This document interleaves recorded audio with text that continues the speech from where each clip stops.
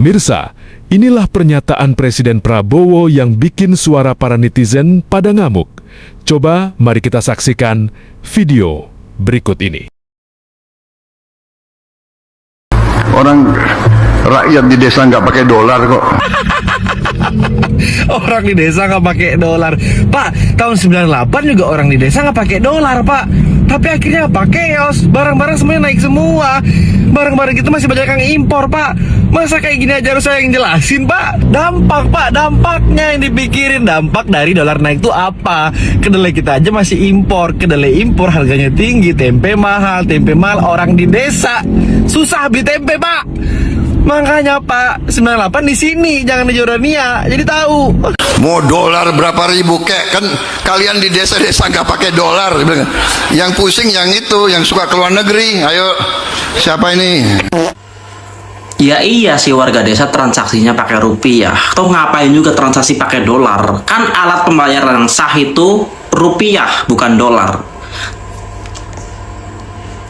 Tapi warga di desa juga tetap pakai BBM. Petaninya butuh pupuk, makan gandum juga, makan kedelai. Yang sakit butuh obat-obatan. Mereka juga butuh gadget.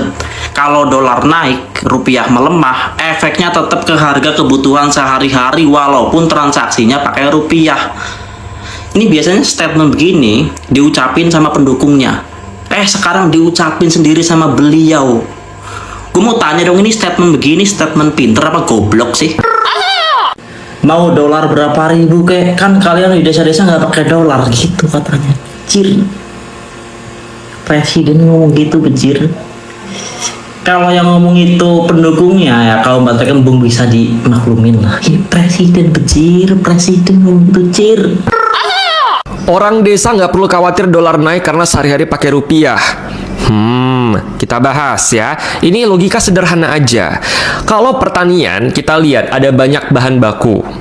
Pupuk ya, alat-alat pertanian yang menggunakan bahan bakunya itu impor, oke? Dari luar negeri. Jadi ketika misalnya dolar naik, pasti harganya juga jauh lebih naik. Ketika harganya naik, daya beli masyarakatnya jadi turun. Nah, jadi ngaruh nggak bagi para petani dan orang yang tinggal di desa? Ngaruh, sangat ngaruh, sangat ngaruh.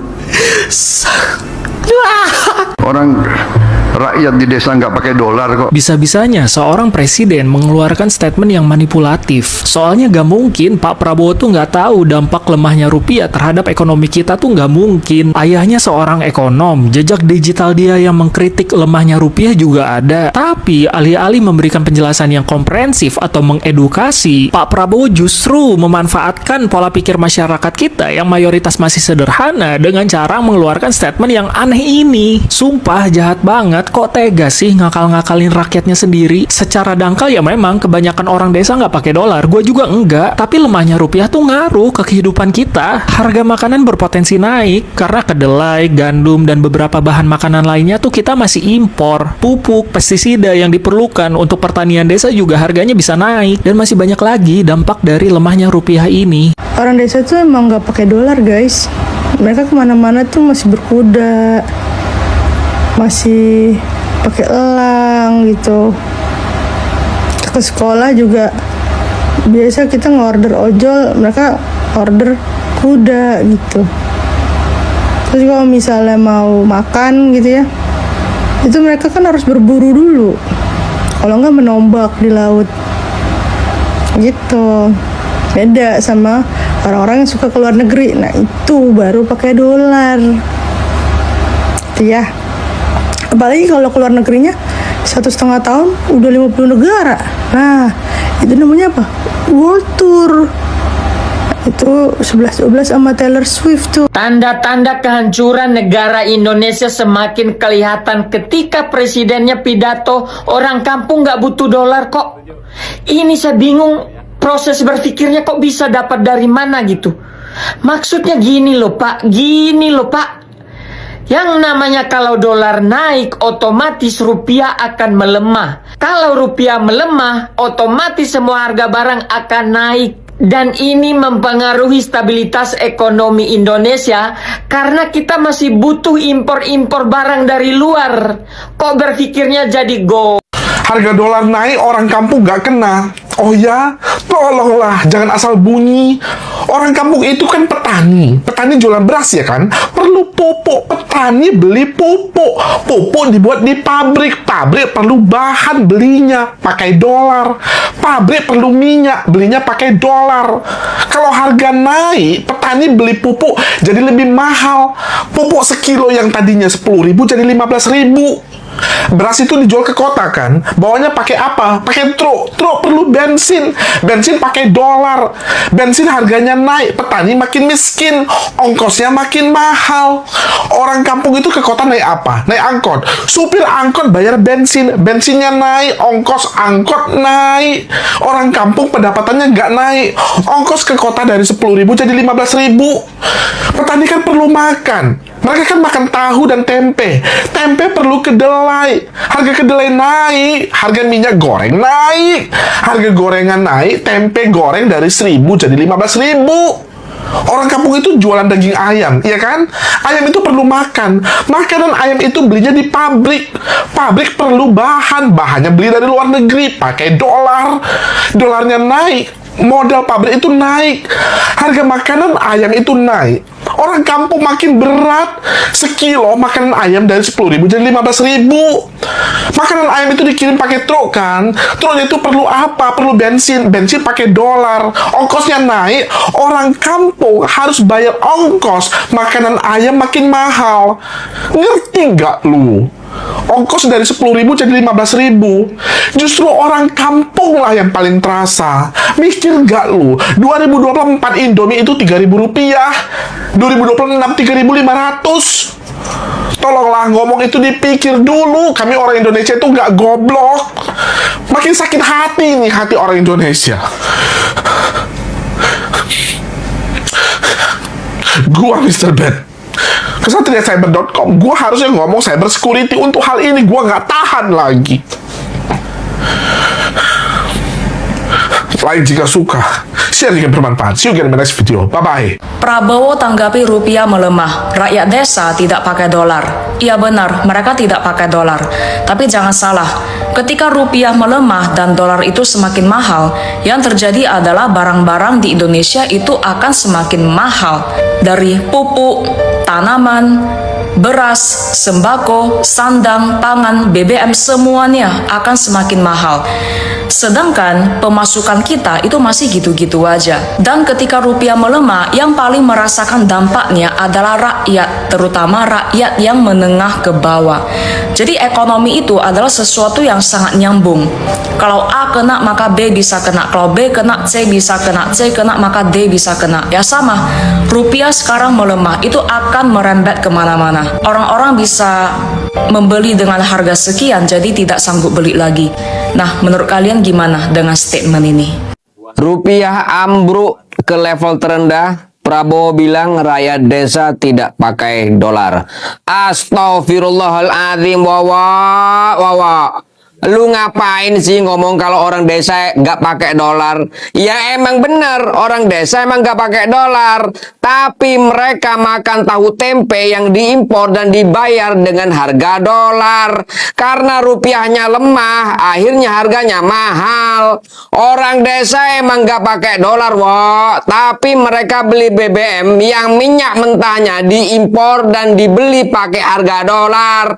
Ya emang disubsidi sih, tapi akhirnya apa? Subsidinya makin melebar karena beban belanja minyak mentahnya jadi mahal.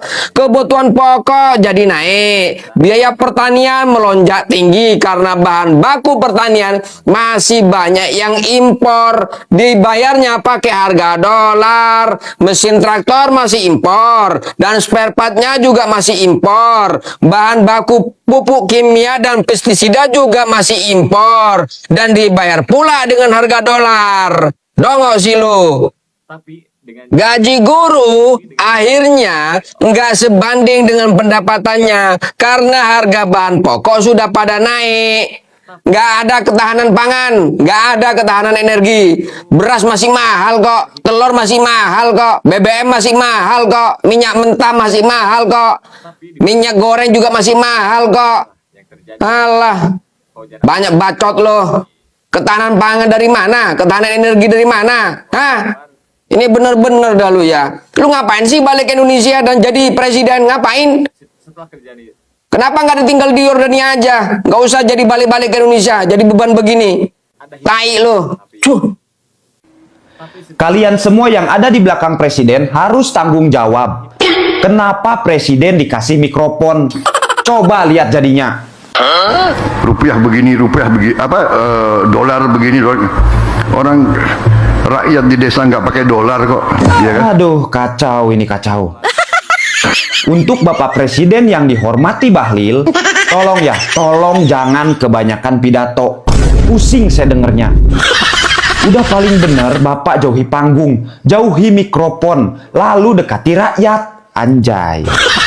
Bapak bilang orang desa nggak pakai dolar. Jangankan orang desa, Pak, orang kota pun kagak.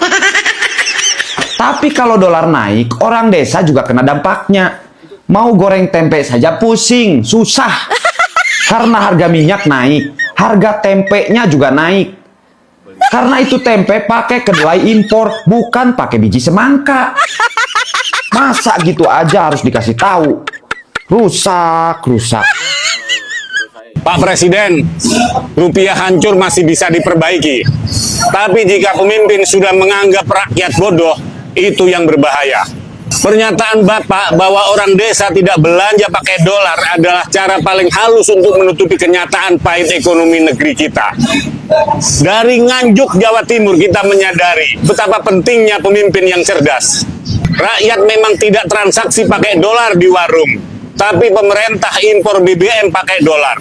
Akibatnya harga bensin naik, ongkos hidup naik, dagangan sepi, rakyat makin sesak napas. Jadi jangan seolah-olah turunnya rupiah tidak ada dampaknya bagi rakyat kecil. Pak Presiden tahu kan harga plastik naik 70%? Itu karena dolar naik, Pak. Impor kedelai dengan dolar, lalu tempe mahal. Impor gandum dengan dolar. Bayar bunga utang, Pak, juga pakai dolar. Saat dolar naik dan rupiah melemah, semua harga ikut naik, Pak. Lalu pemerintah berbicara seolah rakyat tidak akan mengerti hubungan itu. Itu bukan sekedar salah ucapan, Pak.